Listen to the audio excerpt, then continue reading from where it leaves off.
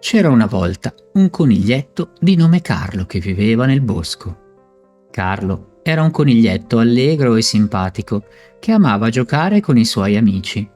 Aveva molti amici animali nella foresta, ma il suo migliore amico era una scimmietta di nome Max. Carlo e Max facevano tutto insieme. Giocavano, esploravano la foresta e facevano persino dei picnic. Carlo amava Max e si assicurava di essere sempre gentile con lui. Un giorno, mentre giocavano nella foresta, videro un uccellino che era caduto dal suo nido. L'uccello piangeva e non sapeva cosa fare, era ancora troppo piccolo per volare. Carlo e Max si avvicinarono allora e gli chiesero se aveva bisogno di aiuto. L'uccello rispose: «Sì, per favore, sono caduto dal nido e non so come rialzarmi».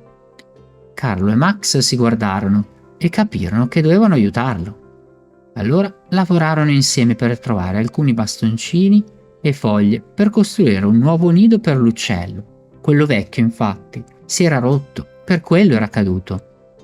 Sistemarono allora con cura l'uccellino nel nido e si assicurarono che fosse al sicuro.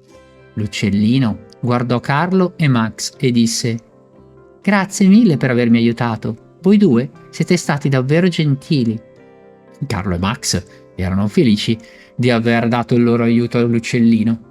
Si erano resi conto che essere gentili con gli altri era importante, ma anche se erano animali diversi da loro. Mentre continuavano a giocare nel bosco, Carlo e Max notarono che alcuni degli altri loro amici animali non sempre erano gentili l'uno con l'altro. A volte si prendevano in giro o escludevano altri animali che erano diversi da loro. Carlo e Max non gradivano questo comportamento. Sapevano che essere gentili con gli altri era una cosa importante, qualunque cosa accadesse. Decisero di parlare allora ai loro amici dell'importanza della gentilezza.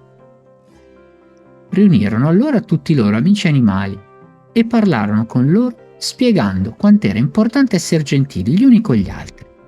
Ognuno era fatto in modo diverso, ma questo non voleva dire che non si potesse essere tutti amici e trattarsi con gentilezza e rispetto.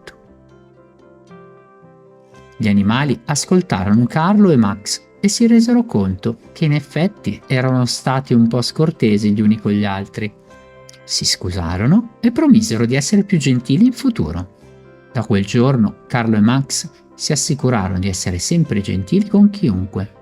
Non giudicavano gli altri in base al loro aspetto o alle differenze e cercavano sempre di aiutare chi aveva bisogno. Insegnarono ai loro amici che essere gentili era importante e che poteva fare una grande differenza. Alla fine, ognuno di noi, visto da vicino, è diverso.